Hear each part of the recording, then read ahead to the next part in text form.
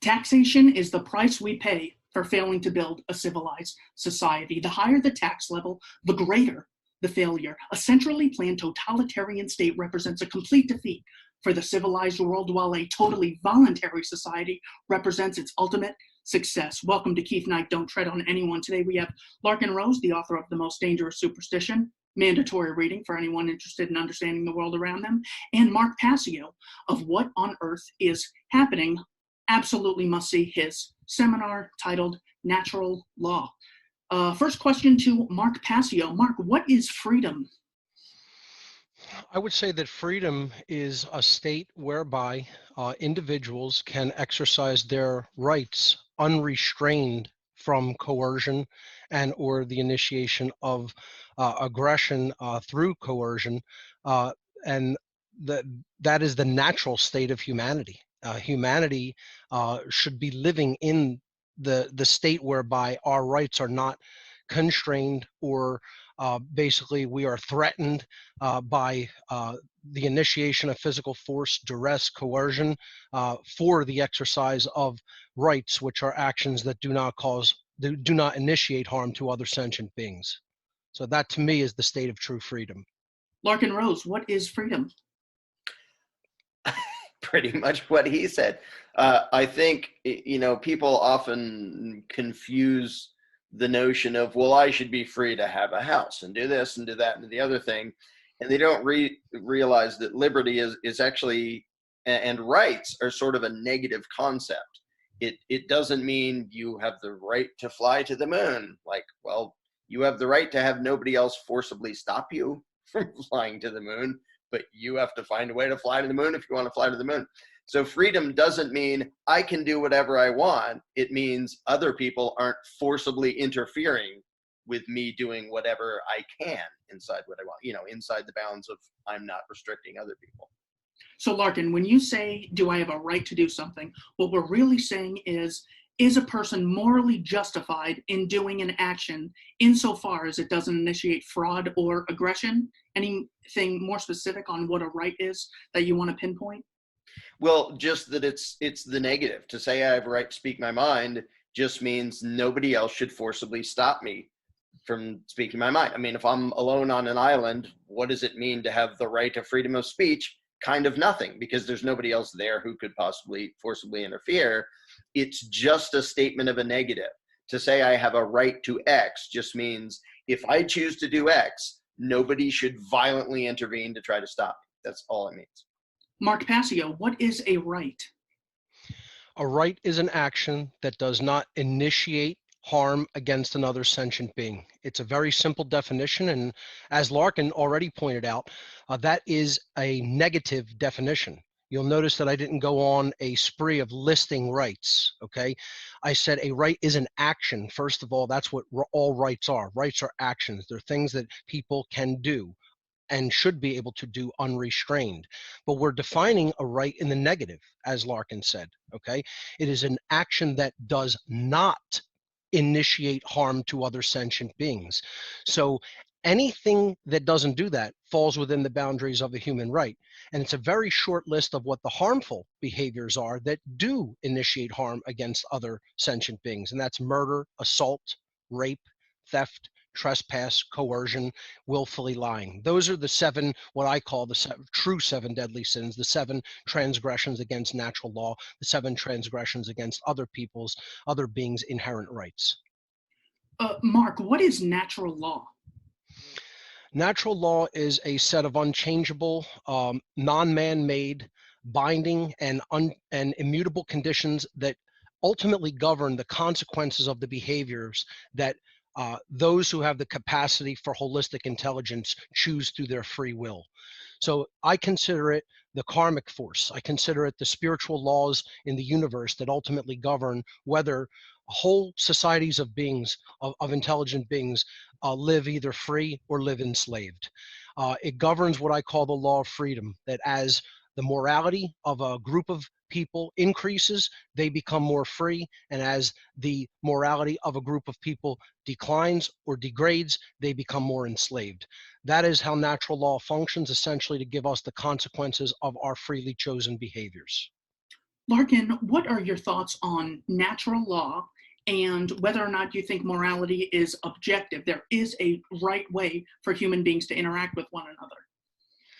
Yeah, if morality isn't objective, then it isn't anything. If everybody's opinion is equally valid on the topic, then it's literally meaningless. Like if the serial killer who thinks it's okay to butcher and eat his neighbors, if that's just as accurate a moral view as the people who say you shouldn't do that, then it's meaningless.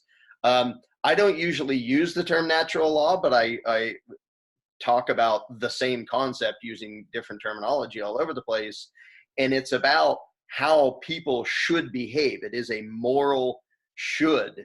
It isn't, it's not something you create or generate or, legislate into existence. It's just a description of here is what is when it comes to right and wrong. And of course, there are different opinions, and gray areas, and people think, well, I think this is bad and this is good. But that's us trying to figure out the natural law, not trying to invent it. It's like people still argue about science and have this theory and that theory. It's still a matter of figuring out what we are supposed to be and how we're supposed to behave. And, the obvious parts are like, don't attack people and don't rob them. And then people can get to gray areas and stuff. But natural law to me is just a term that defines how are people supposed to behave? And the number one glaring in your face rule is don't aggress against others. Larkin, what is government and why are you anti-government? Government is the notion that certain political rituals, whether it's elections or appointments or whatever else, can actually bestow upon a select group of human beings the right to rule. It's not just about the ability to control. Lots of people, if they have a gun, might have the ability to control their neighbor by force.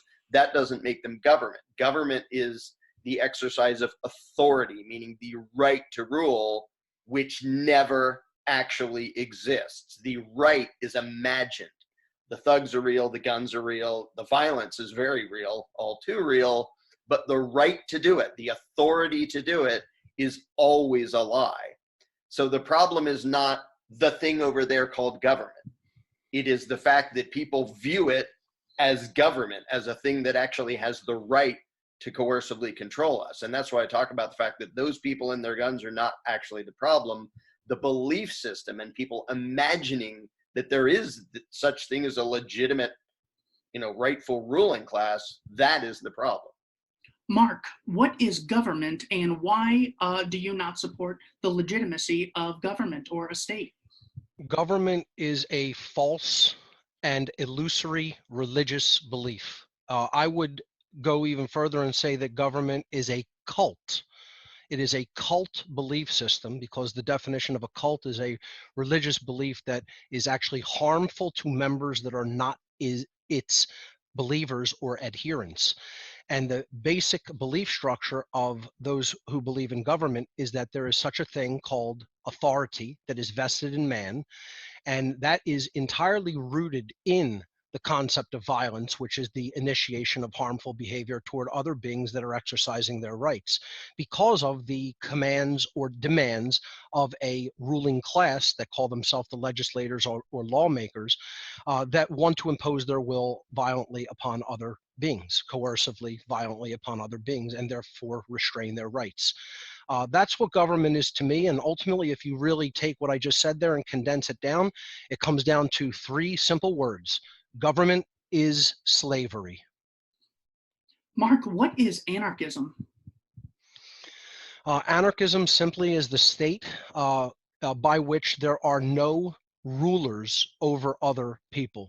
There are no masters and there are no slaves. The word anarchism is actually derived from two Greek words. The prefix a or an in Greek simply means without or the absence of.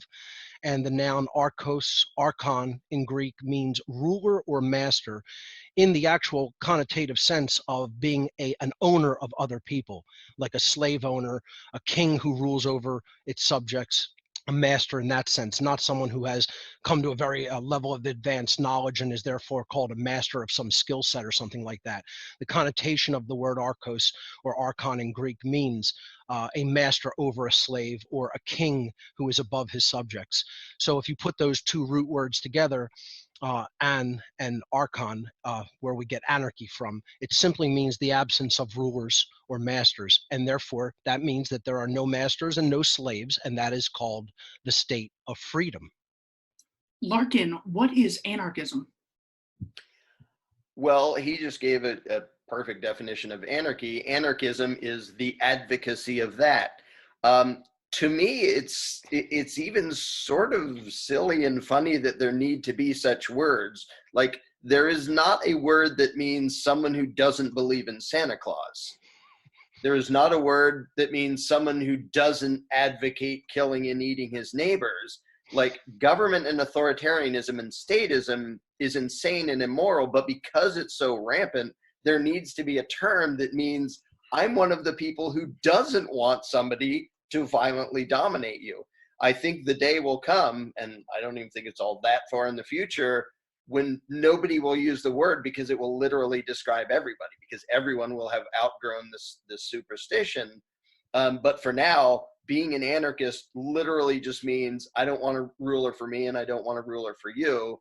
I want you to be actually free. And to me, that's just sort of the step one of being a decent human being. I don't even see it as some, outlandish philosophy. It's just like how to be civilized 101. You have this great quote in your book: if human beings are so careless, stupid, and malicious that they cannot be trusted to do the right thing on their own, how would the situation be improved by taking a subset of those very same careless, stupid, and malicious human beings and giving them societal permission to forcibly control all the others? Excellent point in the most dangerous superstition. Mark Passio, what is gun control?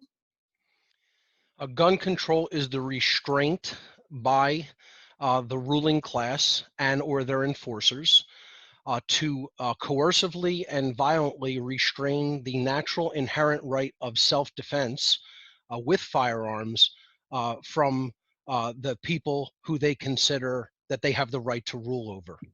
And it is a coercive, violent behavior because it actually initiates harm against someone else's property, namely their right of self-defense.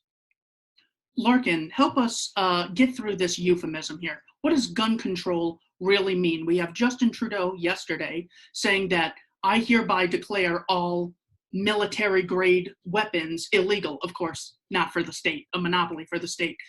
Larkin, what does gun control really mean? Help us get to the heart of it.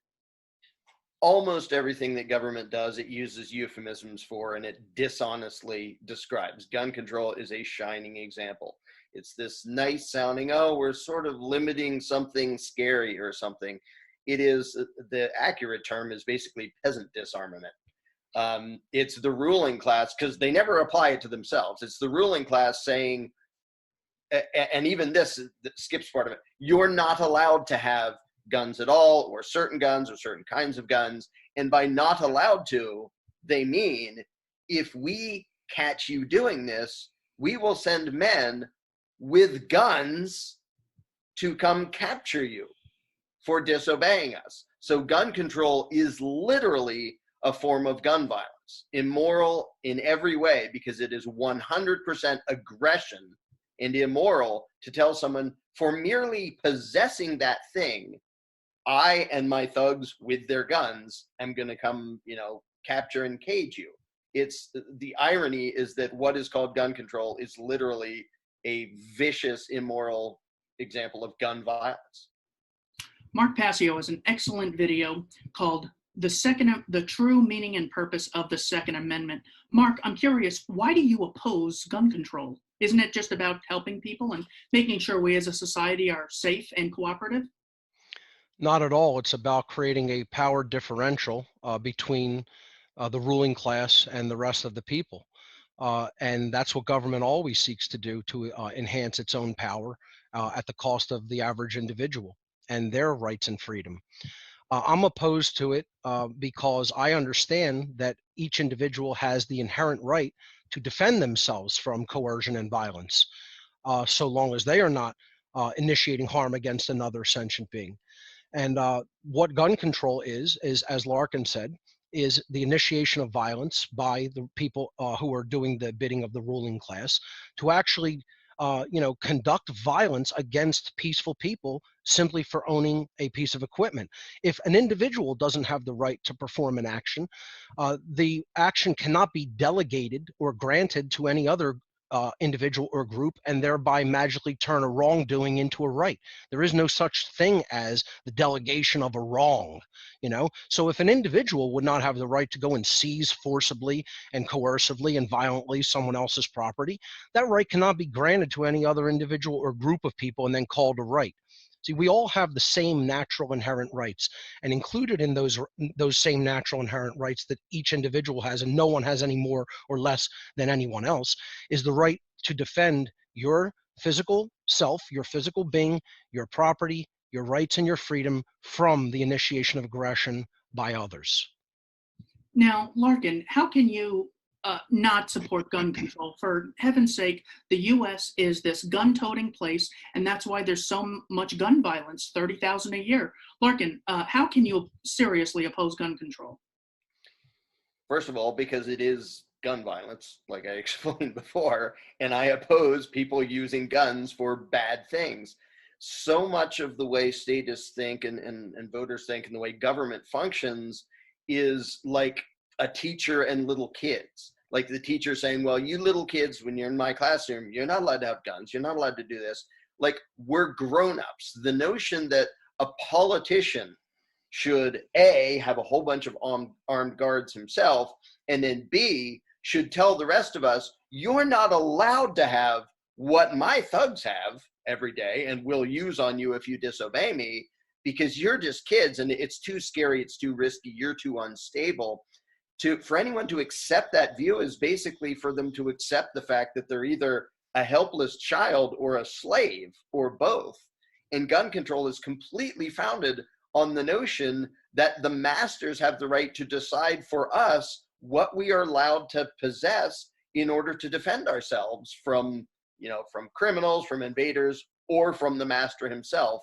And at the end of the day, that is the only reason they ever push gun control, because if you had human livestock, would you want it to have guns? Mark Passio, do you not care about the thousands of Americans who die at the hands of gun violence? Just because someone else initiates harm or aggression doesn't mean that other people lose their rights as a result. This is totally flawed logic that is often put out there by people who are advocates of ridiculous forms of violence like gun control.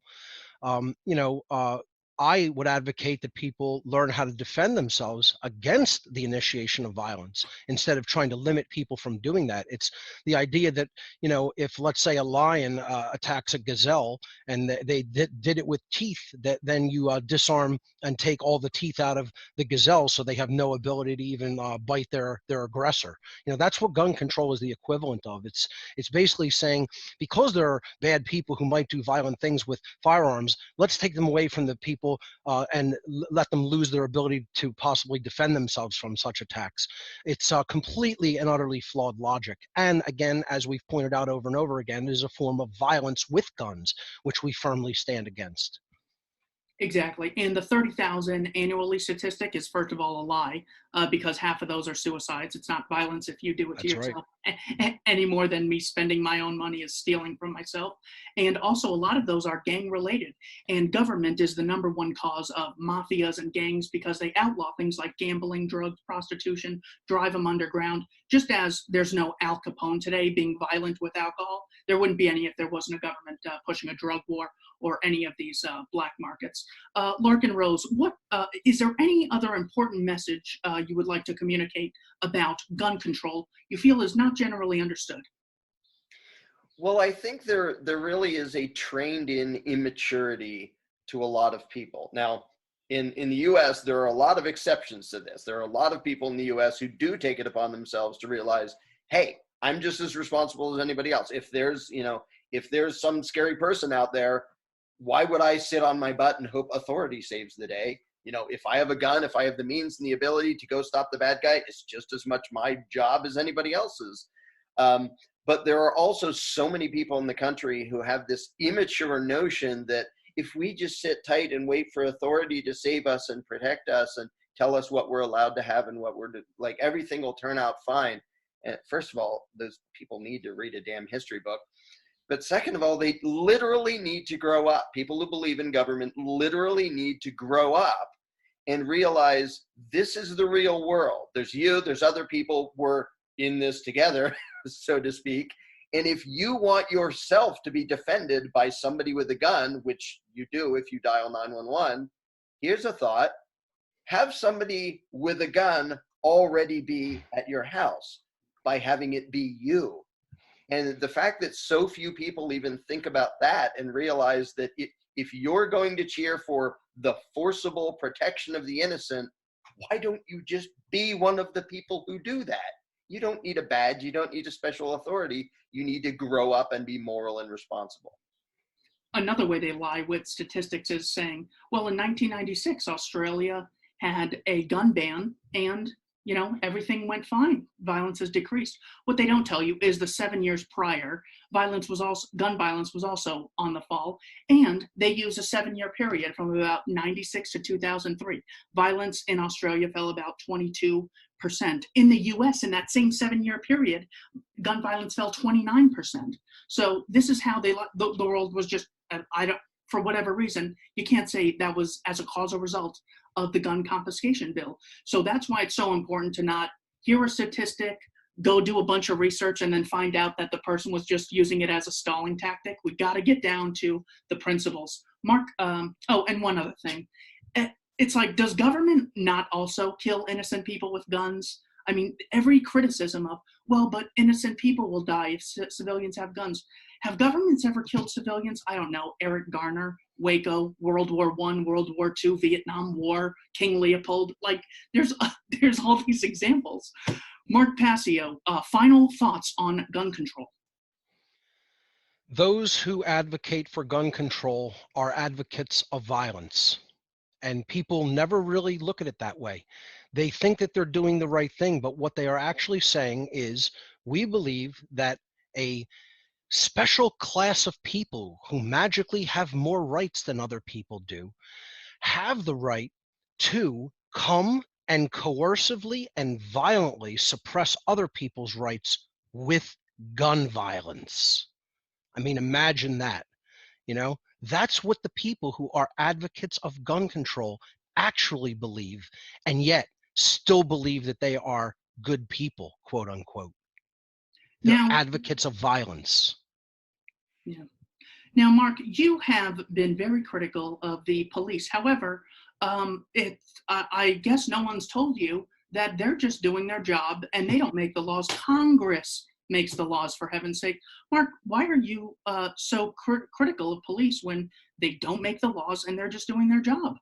Well, the SS, the Schutzstaffel, the highest levels of the Nazi Wehrmacht High Command in Nazi Germany, also issued orders, and they, the people who were undergoing war crimes tribunals at Nuremberg offered that same excuse, the Nuremberg defense, and it didn't work there because there is no excuse for following immoral orders. If someone is commanding you and saying, we're giving you an order to go and suppress someone else's natural rights through coercion and violence, the answer is you have to say no and or quit that job. See, I don't really believe that there is any use or reason for police forces to exist because I believe in total personal responsibility. That means that each individual should take it upon themselves for their own defense because no one is closer to your own body than you. First of all, it is impossible for someone else to actually engage in self-defense for another individual because you can never get there faster than the individual themselves. This is one of the first and foremost principles of all martial arts, including self-defense with firearms. So I don't think that we should try to give any group of people a special select group of rights that we say that other people don't possess, because as soon as you do that, you're creating a differential in power, and that's always going to be abused by people who are flawed human beings. And it's a fundamentally flawed axiomatic idea from the very beginning, from Jump Street. That is a flawed axiomatic idea to say anyone else should be personally responsible for your self-defense. No, you need to be personally responsible for your self-defense and learn self-defense techniques through martial arts and the usage of firearms.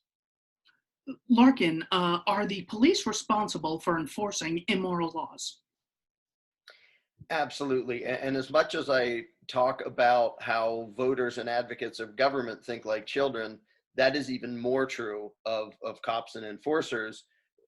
The ironic thing is they pretend to be, we're the tough, rugged bad guys keeping you. They are physically and intellectually the most immature people there are. Because when you challenge them and say, you're doing something immoral, they say, I'm just doing what I'm told. It's like a little kid in classroom. The teacher told me to do this, so I'm doing it. And, I can't be expected to have a conscience or a brain or the ability to distinguish right from wrong or take responsibility for what I am personally doing. It really is the most cowardly and evil thing anybody can do, to give away their own judgment and conscience and free will and blindly obey some imaginary outside authority. And that's what cops and soldiers are. And of course, they would never extend that courtesy to you. Yes, officer, I was dealing drugs, but this is my job. My Pablo Escobar boss told me to do this, so go lobby him to change his policy of selling things. Don't cage me. I'm just doing my job. I'm just a hired assassin. I'm just a hired bank robber and house invader. It's so obvious. Once you apply the principle that they pretend to believe in consistently, you see they don't apply it anywhere in their own life. Mark Passio, I was reading David Schmitz, a philosopher at the University of Arizona, and he says freedom, classical liberalism, libertarianism means the ability to say no. How do you respond, Mark? 100% absolutely agreed. I'm a huge studier of esoteric philosophy and the occult, as many people who know my background and my work would know. And the word no is actually referred to as the lost word in the occult science and art of Freemasonry. And that is the word of all power, as far as I'm concerned. See, that is the ability to basically tell an aggressor, I'm not going to tolerate this form of coercion, violence, or aggression against my natural rights, my freedom, my property, etc. And you have to be able to say no with teeth. You can't just use it as a word and expect people who are psychopathic in their mindset and hell-bent on committing violent acts to just hear the word no and go, oh, okay, I guess you're right, I'll back down. Saying no with teeth means you have to always maintain the ability to defend yourself with physical force.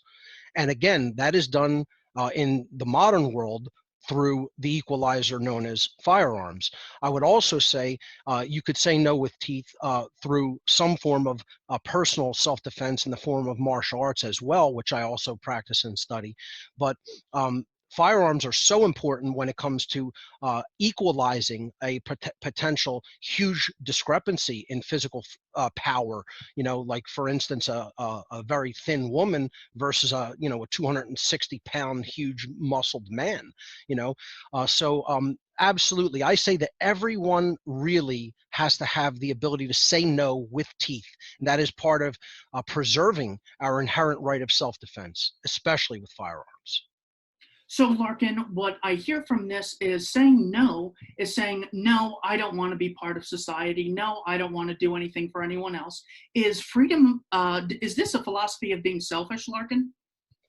Not in the slightest. Well, unless you mean selfish in the good sense of it is my responsibility to take care of myself, and not, I don't care what happens to anybody else, but I'm in charge of me and I'm responsible for my actions. But I think when it comes to the notion of saying no, this discussion just reminded me of many years ago. I wrote a little flyer thing that was titled "Stop Saying Please," and it was about how so many people, the closest thing they get to saying no to authoritarian control freaks is asking them nicely to please give us permission to have a little bit more freedom. And so the whole article of Stop Saying Please was about stop telling these people that it's their choice what you are allowed to do, which you do when you vote or you petition or when you do anything other than saying, no, I'm not going along with this. I will disobey. I will resist. I don't care what your laws say. I don't care what your legislation says. I don't care what the majority says. I don't care what anything else says. I say no. And yes, that is absolutely a lost art or whatever you want to call it in so many people, because even so many people who say they believe in freedom spend so much of their time asking the politicians to please give us their legislative permission to be a little bit more free. If you are asking somebody else for your freedom, you're not even free inside your own head.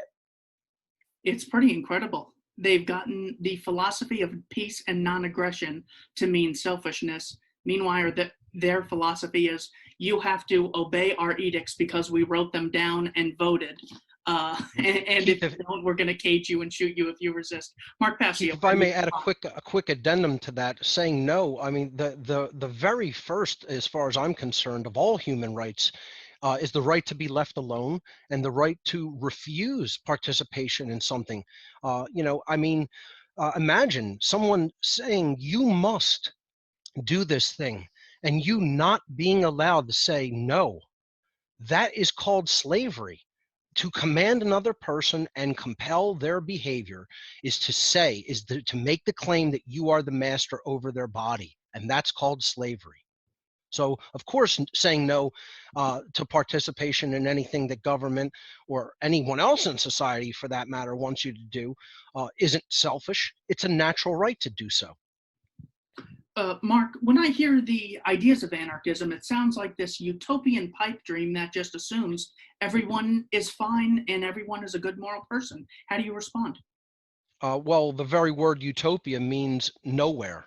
So the concept of utopia doesn't mean a wonderful place. It means that it is an illusion that does not exist anywhere. That's literally what is meant by utopia. So, there is no such thing as a place that is going to be free of any suffering, of any negativity, of any uncomfortableness. Okay, there is that is a pipe dream. Okay, claiming that people should. Saying that we know that people should interact with each other on a volunteer basis, free from coercion and the initiation of violence, isn't saying that that will create a perfect world immediately. It is saying that by continuing the cult belief system of government, which is slavery, that you are ensuring that violence continues unabated. You are ensuring that you are never going to work toward a world that has less violence in it and more freedom in it. But anarchists are in no way claiming that just creating a society whereby there are no masters and no slaves will be a perfect place. There will still be problems, there will still be human struggles, and there will still be suffering in the world in many different forms, just not in the form that we've created a structured society that is a hierarchically based society based on masters who have many more rights than their slaves, which they can just dictate whatever their rights happen to be at any given time. That's all anarchists are saying. We're not saying that it will create any sort of a perfect, peaceful place. It's the great non sequitur. It's like saying things are imperfect in nature. Therefore, the Church of Scientology has the right to coercively rule hundreds of millions of people. Well, how do you know that that will lead to more problems? They don't have the right either way in the first place. Larkin Rose, anarchism is utopian and relies on everyone being a perfectly knowledgeable, perfectly kind person. How do you respond? It's very weird that anybody thinks this, and they only think that because they actually haven't thought about it. They just feel it because it's an uncomfortable, unfamiliar idea to them to live in a society without a ruling class. The accusation that it's utopian and that'll never work, and the advocacy of government is the same as saying we will never have a world without murder, therefore let us advocate a limited amount of murder. Now, I oppose all murder. Is that utopian? No, it's called being moral. Does it mean that I think we will actually have a world without murder? No, it doesn't. It means that's what I advocate. So for somebody to say that it's utopian to oppose all initiation of violence, but somehow it isn't to advocate the initiation of violence and to give certain people power over everybody else, as if there could be anything more ridiculously pipe dreamish than saying, we're going to give these people permission to control and rob the rest of us, and I'm sure they'll do it for our own good, and thinking that will end well. As Mark said, none of us are saying this makes a perfect world. It does remove the biggest problem in the world, which right now is the thing that believers of government advocate and they push for and they make it happen. And then when you say that big monstrosity is creating evil and suffering like way beyond anything else, they say, well, without it, it would be even worse. And they say that 100% as a result of indoctrination and 0% as a result of actual evidence and logic. It's incredible.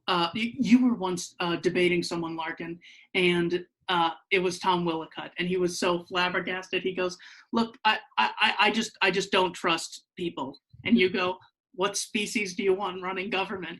And it was so terrific. And yeah, just take that and apply it consistently. People are evil except on the second Tuesday in November when they vote. We need to have voting. Democracy is inherently good. So they don't even hold this consistently. Mark Passio, I would embrace the ideas of anarchism, but I am so worried about the poor. Government currently helps the poor. In the absence of government, the poor might not be helped. Mark, how do you respond?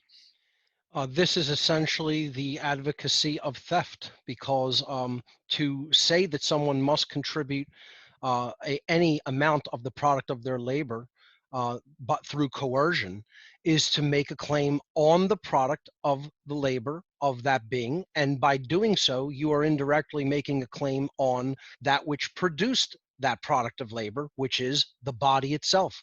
So once again, anyone advocating for taxation, redistribution of wealth, taking from the rich to give to the poor, etc., is advocating for theft.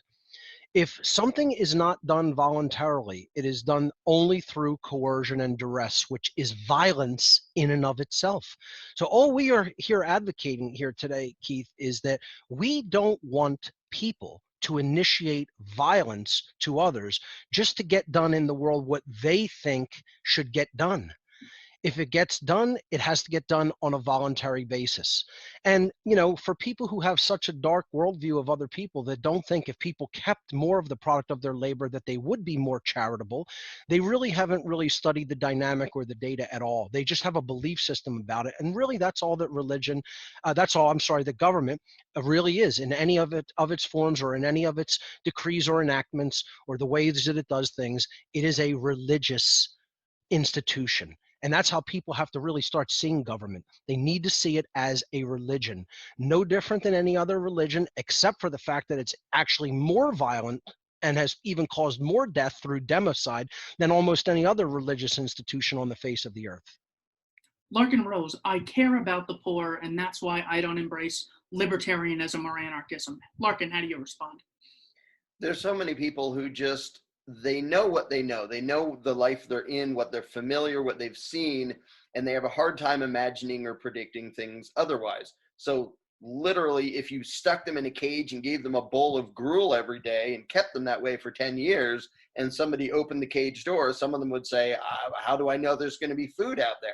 Like, I have my bowl of gruel, I have my roof over my head, not a great roof, but a roof, because that's all they've seen. And so government will use that to control something and then say, without us, this wouldn't be the case. So if you look at the Soviet Union, you know, they can say, you wouldn't have any food if not for us. You have to stand in bread lines and maybe get a little bit of moldy garbage after a few hours, but without us, you wouldn't have any. Well, that lie doesn't work in the US because we have supermarkets and you can go there and buy all sorts of food. But government is always trying to take over areas of society and then tell us this wouldn't happen without us. Never mind that, you know, when it comes to the poor, in spite of being robbed by the ruling class, Americans are ridiculously generous to the tunes of billions of dollars a year. And all of the taxation and regulation that gets in the way of helping people have places to live and food and everything, it's just a matter of government literally interfering with us voluntarily finding solutions and then saying, see, this is why we can't have a voluntary society, because you couldn't solve these. Never mind, they are the reason they can't be voluntarily solved right now, because agents of the state with guns will stop you from solving it and then say, that's why you need us. Mark, don't we need to have at least some government to protect consumers and to protect employees, maybe protect employers sometimes from foreign competition? Don't we need some sort of base societal protection? Mark, how do you respond? I mean, that's basically the argument of saying, don't we need some slavery to keep society moving in any one particular direction? All government is immoral because it is the idea that certain people have the right to issue commands to other people, and that those other people have some sort of a moral obligation to follow the commands of this dictatorial ruling class. On its face, this is the major paradigm shift that people have to make. And this is actually a spiritual shift in consciousness, believe it or not, is to understand that the concept of government is on its face inherently immoral, because the entirety of the concept of the institution is based upon coercion, violence, and keeping people in the state known as duress, which is the state of threat of violence. This is how government generally rules, is through threat of violence. You know, how much people say, oh, there's less violence in the world today than there ever was. Physically, that may be the case, but guess what? There's probably more duress. There is more threat of violence if there is not compliance with government decrees than at any other time in the world. See, the people who are advocating for all of these things, even minarchism, are ultimately advocates of coercion, violence, and duress. And we have to keep going back to that simple concept. And they cannot argue a different position if they actually are honest about what the behaviors that they advocate are. If you actually put their feet to the fire and say, please explain to me what this behavior would ultimately have to look like in the physical 3D world, they would describe a situation where enforcers or armed individuals come and command the compliance with the decrees of their political overlord masters. There is no way around it for them logically. They would have to explain it like that if they're being honest with themselves. So that's what I say to all minarchists and those who advocate just for keeping government as a, you know, a protectorate or something of that nature. It's still claiming that you can give rights that the individual does not possess. If none of us have $1,000 to give to anyone, we cannot all come together and give the non-existent $1,000 to anyone else. Rights cannot be conferred, granted, or, you know, transacted to other individuals if those who are making the claim that they're doing that don't have that right themselves. So if we look at what people would say they want to keep government for, even in a minarchist terminology, in a minarchist point of view, if they don't have the right to do those things individually, they cannot be granted to anyone else to do and magically call it a right when in fact it is a wrongdoing based in violence.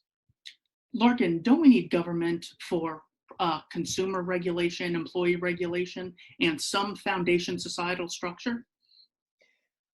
When people say, well, we still need government for this, whatever it is, whatever they finish that sentence with, what they're saying is, well, in this case, we need to have some people committing violent aggression in a way that the rest of us have no right to do. We need some people to not be bound by morality, basically. They're allowed to be violent thugs. And whatever the problem, whether you're talking about, you know, poverty or consumer protectionism or the environment or yada, yada, yada, whatever it is, including real problems, the notion that the answer is to tell somebody, you get to make a decision, come up with a plan, and violently impose it on the rest of us in a way that none of us have the right to do, as if that's going to make it better, is a perfect example of why I say advocates of government are immature in their minds. It's literally a matter of, we're not sure how we would handle this, so we want big daddy government or big mommy government handling it because we're not sure what it would look like otherwise. But to jump to saying, well, this is why we need government, is literally saying this is why we need to add immoral, violent aggression into society just for this thing over here, just to take care of the poor or to protect us from this. No, we don't. In no case do we need to, nor should we, add immoral violence into society. And that is all that the belief in government adds, is the impression that violent aggression can sometimes be legitimate. And I don't mean defensive force, I mean aggression against innocents. Government, the belief in government relies entirely on the notion that that can be legitimate to initiate violence against somebody who didn't do anything to you. No, we don't need that insanity. Now, most societies today have governments, pretty much everyone I could think of. Most throughout history have also had governments. Larkin, why is this so hard for anarchists to accept? I fully accept that most societies have believed in this insane thing, and history books will show the death tolls from them believing in it. To me, we are just about to see the beginning of real humanity, because this is a combination of sort of intellectual laziness and cowardice, along with intentional brainwashing and manipulation and propaganda from like literally sociopaths and control freaks who have indeed duped most of the people throughout most of the world into thinking that they need to be ruled by somebody else. Basically, they need to be owned by a wise master who will take care of them. The fact that we have believed something stupid for a very long time is not a reason we should keep believing something stupid. And the fact that evil things have been happening for a very long time, like slavery, is not a reason we should keep doing evil things. And when somebody falls back on the argument of, well, this is how it's been forever, it shows me they are literally just clinging to what is familiar instead of thinking at all about logic or morality or anything of the sort. So if somebody wants to predict, well, there's going to be government forever, okay, you can predict that. If you are advocating violent, immoral aggression, which you are if you believe in government, don't use the excuse of, oh, well, it's always been around, any more than, you know, a murderer can say, oh, you might not like murder, but I mean, murder's always been around, so it's okay if I do it. No, it isn't. If you predict it, it's that one thing. That's one thing. If you condone it, you are an accessory to evil. Mark, governments have always existed throughout history. They exist everywhere now. How do you respond? Well, of course, because people have generally, since the dawn of human civilization, fallen for the mind control that authority is somehow morally legitimate. As anarchists, we understand that authority is a morally illegitimate position. The belief in authority can never be moral, because what you are saying is that there is a set of people, a class of individuals that actually have some sort of a, quote, moral right to issue commands to other people, you know, and that's basically rulership. All government is and ever has been is a euphemism for godhood, kingship. See, we used to put this idea of the vesting of authority in one individual, and they were called the pharaoh, the king, the ruler. Okay. And, you know, now we've just diffused that concept of authority into a group of people, an oligarchical class of people that we call government. You know, it's no different. It's before it was the king or the pharaoh or the ruler was the representation of God on earth and can command the people to do whatever he commands them to do, and they must obey, which is called slavery. Okay. All we've done in the modern world today to justify the quote unquote moral existence of government, which there's nothing moral whatsoever to do with it. It's completely an immoral position to even believe in. Okay, is we've taken that and we've done a process of osmosis. We've diffused this concept of authority. Instead of vesting it in one individual, we've diffused it into thousands of individuals throughout society that we call government or the authorities. And it's always been a cult. It's always been violent. It's always been immoral. At any other time in human history, it still is today, and it always will be for as long as people believe in it. It's simply an immoral, violent cult. And that is the spiritual awakening that actually needs to happen in humanity, that is what government is, always has been and always will be until we become truly moral individuals and truly responsible individuals and abolish this form of slavery. Yeah, and of course it's a violent cult. I mean, just imagine. I would just love to have a hidden camera and tell my parents about a fake group I joined, and then just describe government. I'm like, yeah, we force parents to have their kids attend his sermons, and the parents we threaten to take their houses away if they don't chip in for our group, and we have to blindly obey whatever the leader says and tells us to do. They'd be like, oh my God, this is terrible, expose this man. And well, that is openly what governments do all the time. Now, as far as naming names, who was in power, we have people like Bush Sr., David Rockefeller, Zbigniew Brzezinski, John McCain. They've died this year, and government somehow hasn't shrunk, which tells me that the problem is not the rulers, it is the mind of those who believe in the illegitimacy of government. Larkin, how do we help people escape mind control and the belief in government? Well, it's funny because that question pretty much defined my life for the past quarter of a century, is how to help people get out of the belief in government. I think it's important to note, and Amanda and I teach a course called Candles in the Dark, which shows how to do this very gently and non-confrontationally. I also do it very confrontationally in other settings, in outright knockdown, drag out debates. But what's really important to note is that people are not inherently statists and we have to make them into something else. People are inherently voluntarists or anarchists. And on top of that, there's this layer of indoctrination that has convinced them that we need a ruling class and it's legitimate and we have to obey and yada, yada, yada. And so it really is a matter of freeing the person underneath rather than making them into something else. We don't even have to teach them much that they don't already know to get them to see that they're indoctrinated in belief to authority. It goes against their conscience. It goes against what they know to be true about right and wrong. And there are a bunch of different ways to try to help people see that and to try to free them from it. But the reason I have so much hope is this isn't a matter of there's a bunch of evil people and we have to talk them into being good. There are a bunch of deceived people and we need to help them escape the deception, and that's it. And then we just let them be free. Like, the goal isn't, now I'm your master, now you will believe what I say and do as I say. The goal is to free them from other people's propaganda and literally mind control. Exactly. It's not enough to say, well, government has the power because they have military and guns. Well, you have to explain why the military takes orders from them and not that group or me. I've been calling Doug Ducey, countless times, telling him to obey me and do what I say, but he only listens to Trump. Well, obviously, because in his mind, one is legitimate and the other is just some peasant. Mark Passio, how do we help people escape mind control? Well, I think you have to really meticulously and in a stepwise progression point out the logical inconsistencies in their thinking.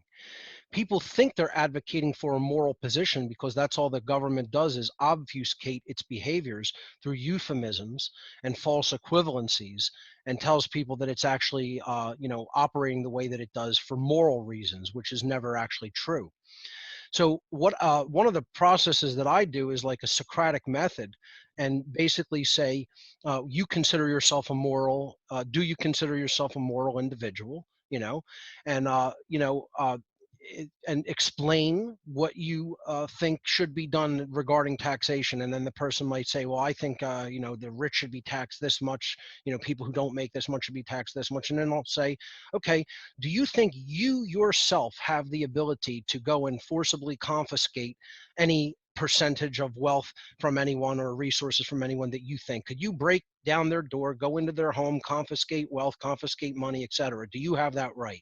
No, they'll always admit, no, I don't. Why? Because you're a moral person. You don't believe in committing violence or aggression or theft against your fellow human beings. And they'll say, yes, that's true. Okay. And then when you explain, well, do you think if you don't have that right, that you could tell your next door neighbor to go and do that? Could you command them to do that or give them the right to do that? No. So then you take it out to a next logical stepwise progression. Well, please tell me who does have that right. to go in and break down their door and confiscate whatever wealth you see fit, to redistribute it as you see fit. And if they're being honest with themselves from a moral point of view, they will admit no one on earth has that right as an individual. And then if you continue the logical progression, well, then if no one on earth has the right to perform that behavior because it is inherently violent and immoral, how could anyone who does not possess that right come together and claim that they are magically gifting or granting that quote unquote right, which is actually an immoral wrongdoing, to any other individual or group of individuals? And I've done this many times with many people. And if they're being honest with themselves, if they're not lying directly to themselves or looking you in the face and just blatantly lying about what is true, okay, and about how they feel that they are a moral individual, they will acknowledge that that cannot be done in actual point of fact, natural reality.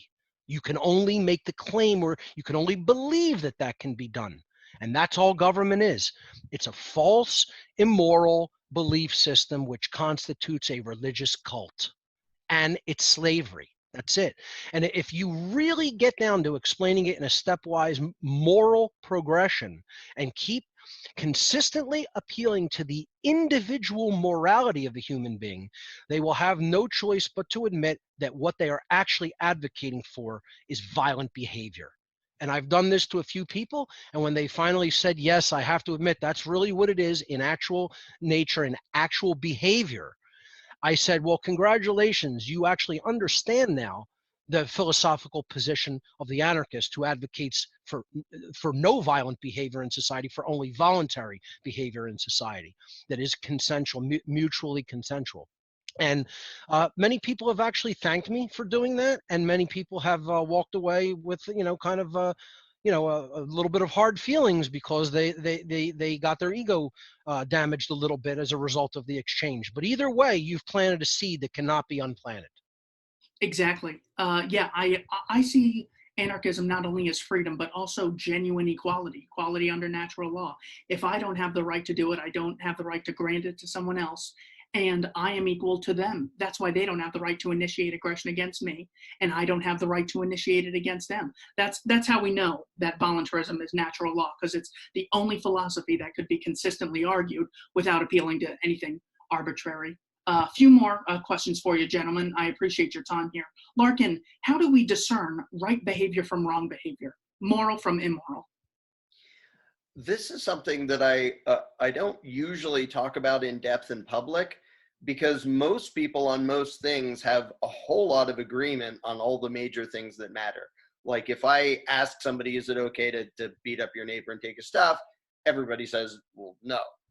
That tells me that something inside them, however it works, their conscience, their moral judgment already knows enough that peaceful coexistence is perfectly easy between me and them if they don't believe in government. And so I think the quest for what are we supposed to do, there are gray areas that we can still debate about, and I debate a bunch of voluntarists about them.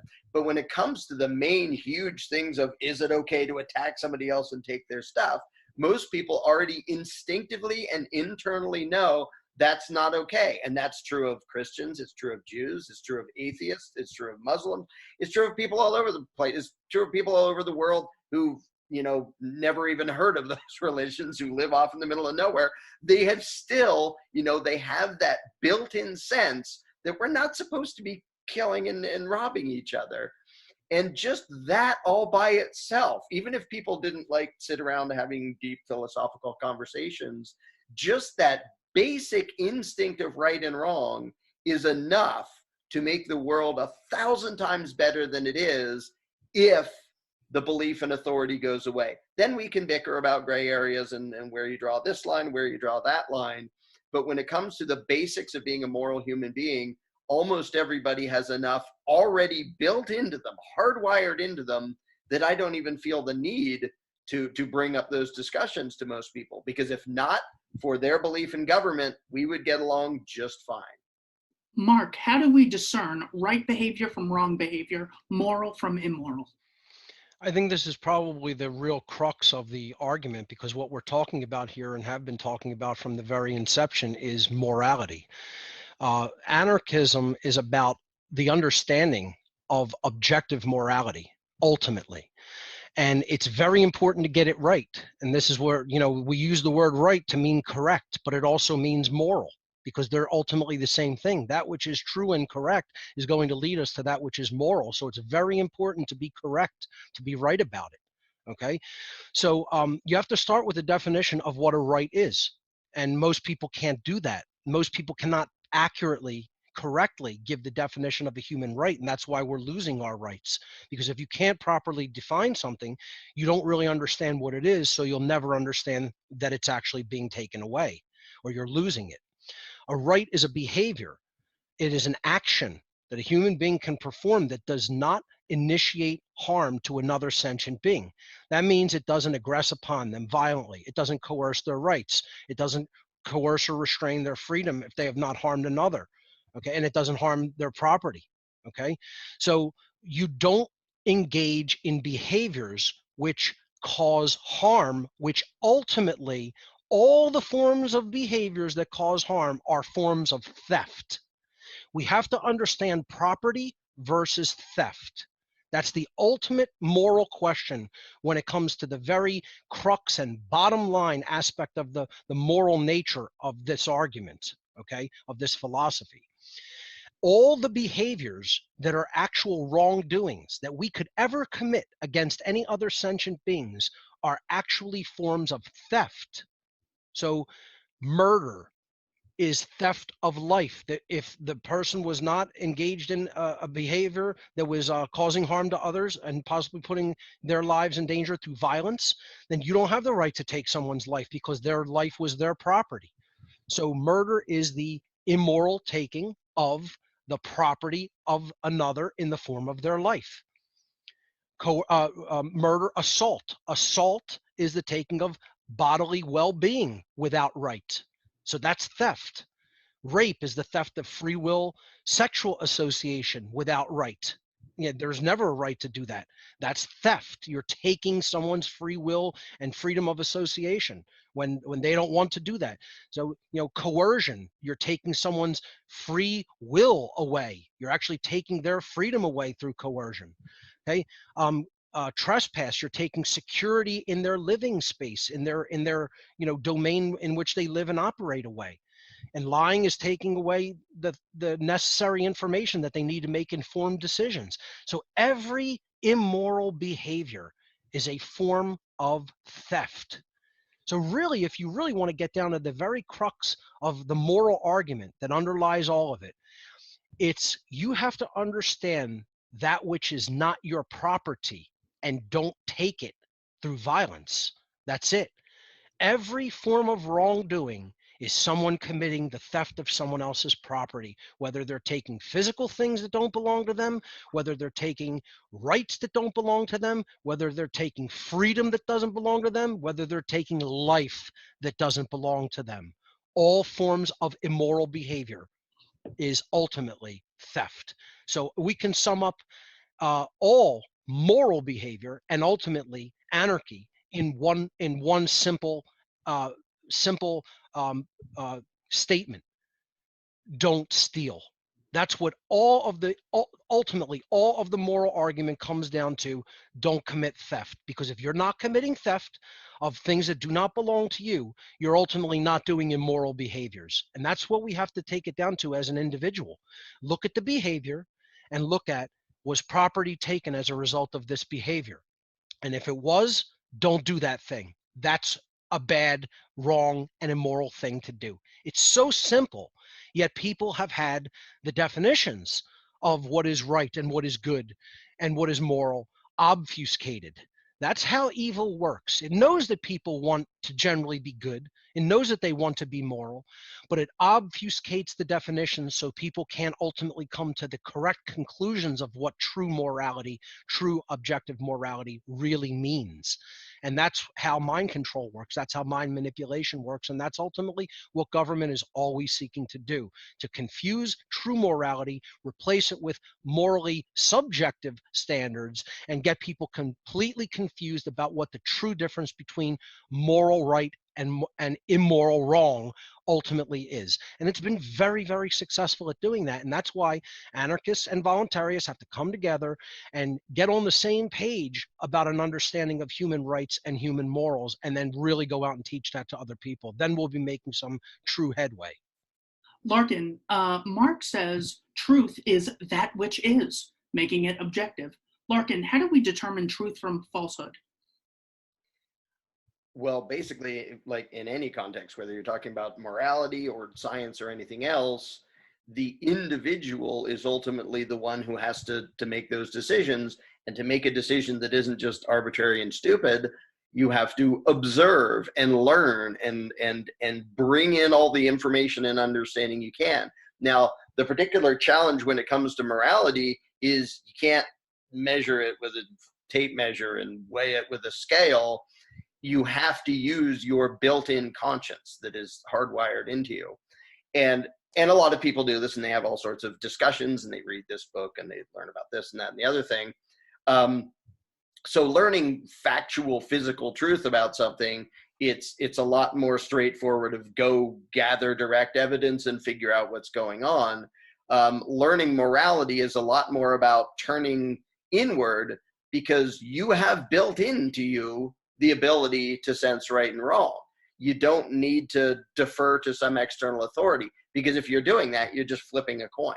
If you're going to say, well, I'm going to let that guy tell me what's right and what's wrong, well, 50-50 chance he'll be a psycho.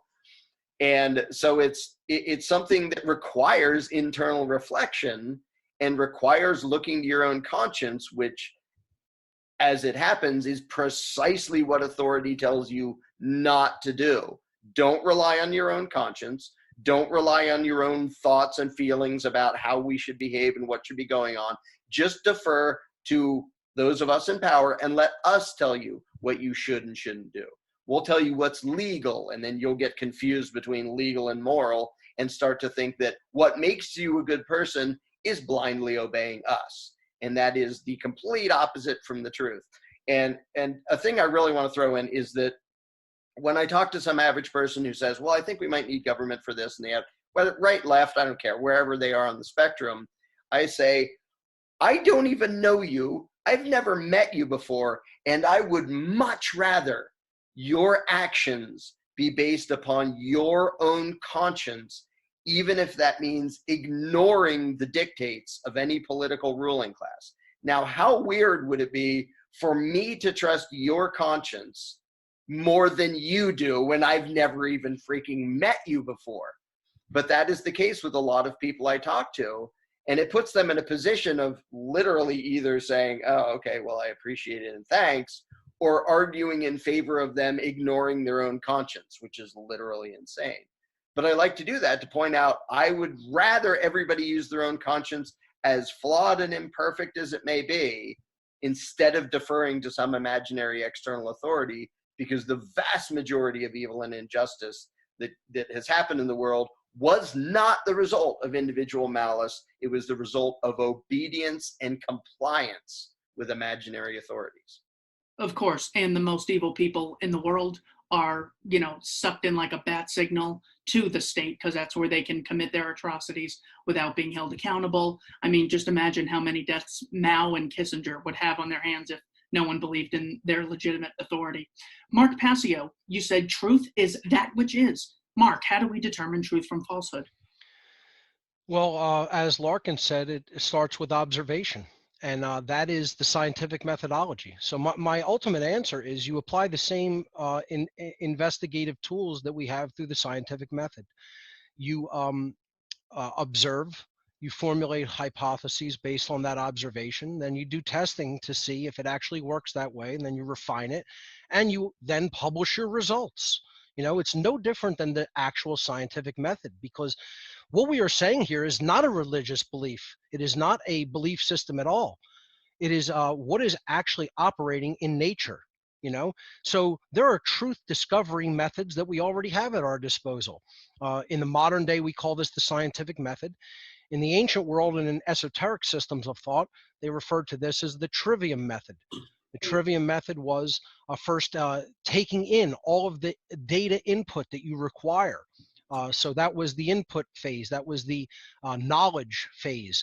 I'm sorry, the grammar phase. Okay. Then you had, you went to grammar, then logic. So this is the, boiling it all down. This is taking in all the different perspectives and weeding out logical inconsistencies. Okay. This is the refinement stage. And that was called logic. And this is the processing stage, if you want to look at it in modern terms. And then we have the output. This was rhetoric in the ancient trivium. And, this is actually putting out your findings to other people. When you understand how it works, it's knowledge, understanding, and wisdom. Knowledge is gaining all of the different seemingly disparate parts of information.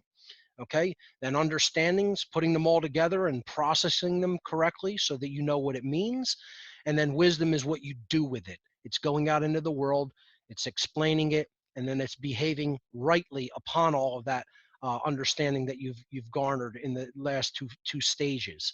So it's a stepwise progression. Once again, it's a stepwise logical progression, and it is a scientific methodology. It does not require any belief. We are not asking anyone to believe that this is true. We are asking people to investigate it. And again, when it comes to things like natural law, objective morality, these are things that just exist in nature. It is not up to us to invent them, make them up.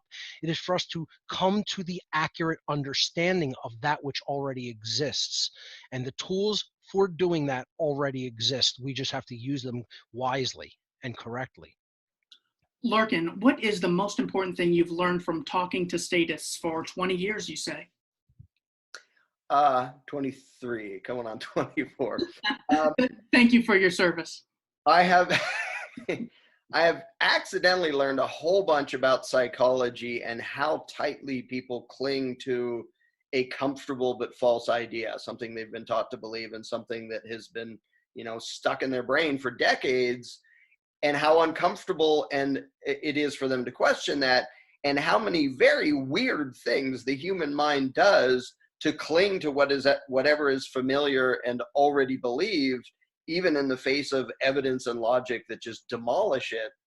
And so to me, 99% of the battle is not even explaining these concepts, because as you just heard from both of us, they're pretty dang simple and basic. Like, don't attack people. How hard is it to teach that? The reason it takes so much effort is because people were indoctrinated into a different belief that teaches that there needs to be a ruling class and that that's legitimate. And human psychology does so many weird gymnastics in order to avoid questioning whatever somebody already believes. And so that for me is the entire challenge. And it's what my project, The Mirror, is about. It's what our seminar, Candles in the Dark, is about. It's about learning to get through all the minefield of human psychology to the point where you can actually connect with the person, not to make them defer to you instead of defer to authority, but to make them defer to nobody, to let them actually accept and embrace their own self-ownership and their own individual responsibility, including the responsibility to determine right and wrong for themselves and to act accordingly. But yes, there are a lot of psychological obstacles to try to get the average person to do that, because they have been trained to believe that it is genuinely criminal and bad to be a grown-up who makes their own decision. Oh, you think you're above the law? Yes, we're all above the law. Stupid politician scribbles are beneath every single one of us. Our conscience in any given individual, that is all you have. You have your senses, you have your conscience. It is up to you to figure out true and false, right and wrong, and act accordingly. And there's a lot of resistance to that because that's uncomfortable. Responsibility is uncomfortable. But I'm thrilled seeing the headway that's been happening just in recent years, of the number of people who have, coming from a bunch of different directions, crashed into the obvious truism that at the end of the day, I have to decide what I believe, and I have to decide what I think is true and what I'm going to do about it. And I can't defer that to anybody else. And that, unfortunately, is very hard to get people to embrace. But when they do, then they become actual free human beings. And Mark, you gave your answer earlier with regard to how you used the Socratic method. I'm curious, Mark, when you were on InfoWars, you said some of the most important information you've ever come across was regarding Nikola Tesla energy suppression. What is the most important info you've come across researching Nikola Tesla's energy suppression? I would say it's the simple concept that the control of energy is the control of human beings, and this is one of the ways that the ruling class control people. They control resources, they control energy, they control food, medication, etc. Things that people, require for physical survival. If a certain select group, an oligarchical group of human beings, can ultimately control those resources, you can hold people in a state of fear. A fear of lack, a fear of not having, a fear of being in a state of survival, you know, and that is one of the big methods that the ruling class use to hold people under their control. Fear leads to cowardice and inaction.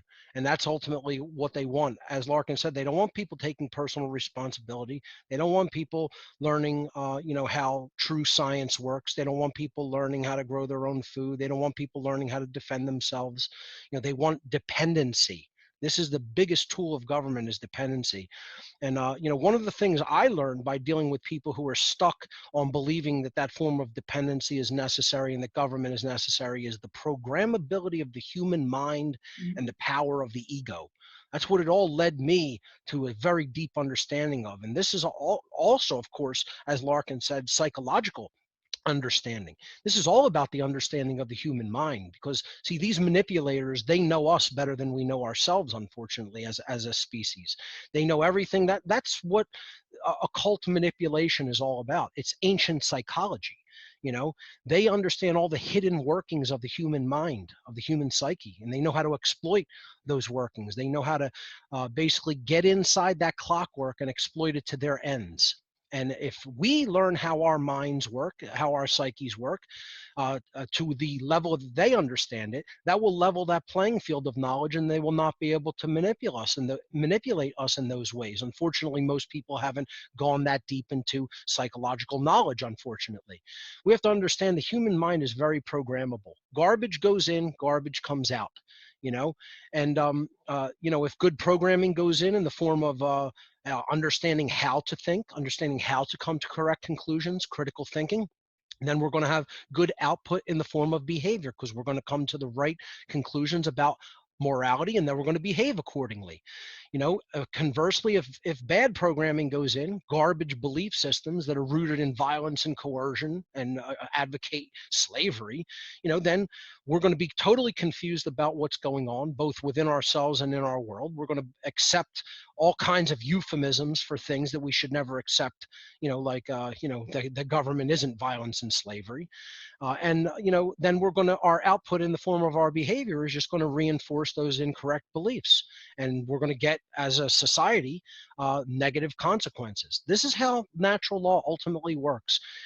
If we put quality in, we come to the correct conclusions, and therefore come to the exercise correct behavior, we're going to get an orderly outcome, and an outcome that does not generate self-inflicted suffering in our world and in our lives. And conversely, if we put garbage programming into ourselves, and then we're completely confused about what's true and good and right, and then our behavior is immoral, we're going to get very painful and high levels of suffering as an experience in our shared reality here on Earth. Final question to both of you, starting with Larkin. Say you are maybe just at a grocery store and you see Joe Biden claims nomination, and someone says, that's crazy. But what is your take on politics? What is your 30-second elevator pitch introduction to someone kind of interested but not really into the philosophical? Larkin, what would you say to that person? In short, the entire game, I don't believe the entire game. I don't want anyone to have the right to rule you, and I have no right to appoint somebody to rule you, and I certainly don't want anybody to rule me. They play this game, and we pay attention, and we choose between the lesser of two evils. I'm looking forward to a day when we stop playing the game, we stop falling for their lies, and we just run our own lives. Mark Passio, how would you respond? I actually have responded to some people that have come up and asked me what my politics are. And I say politics is an illusion of choice between two masters that would rule over you. And government is slavery. And that's it. It all comes down to that you have to just simply dispel those euphemisms and get people to understand that all the political game is a dialectic to get people to choose a master. And once they stop doing that, and once they realize that there is no legitimacy to some people being masters while other people are their slaves, then the world will make headroads into being truly free. And that's what we, as voluntarists, as anarchists, ultimately advocate for. Gentlemen, thank you so much for your time. Larkin Rose, is there anything that I didn't ask that you would like to be in sort of this introduction roundtable to anarchism? Anything I didn't bring up you'd like to? Well, I like to harp on the fact that this is about freeing people from their own lies. And even as voluntarists, we need to keep that in our heads, that it's not, I'm going to defeat them, I'm going to, show them that they're wrong and I'm right. It is really a matter of showing them that they are right underneath the garbage they were taught. And we need to help them see that the garbage does not match what they really are, what they really believe in, and help them dare to throw off the garbage and, like I said, reclaim their own self-ownership and their own responsibility, not so they can blindly believe me or Mark or you or anybody else, but so they can actually function as independent, thinking, moral human beings. Mark, is there anything I didn't ask that you'd like to communicate to the audience? I mean, maybe the only thing that I would add as an addendum is, the power of the hold of the ego over the mind. And many people would consider this more of a spiritual topic. But the ego, as I see it, is really just the force that refuses to acknowledge that it was wrong. It's the thing that is deeply embedded in the human psyche that makes someone refuse to admit that they could have been wrong about something or that they could have been duped about something. And when we really do shadow work upon our own subconscious mind, and when we look deep inside of ourselves and what our belief systems are that we think are true, we have to come head to head up against that force of the ego that is out of control, that wants to constantly say, no, you're right, you're okay, just keep going, don't look into these things, don't acknowledge that you were wrong, and we have to actually try to really use the tools at our disposal to come to an accurate understanding versus what we previously believed was true. That's a very, very difficult spiritual process as far as I'm concerned.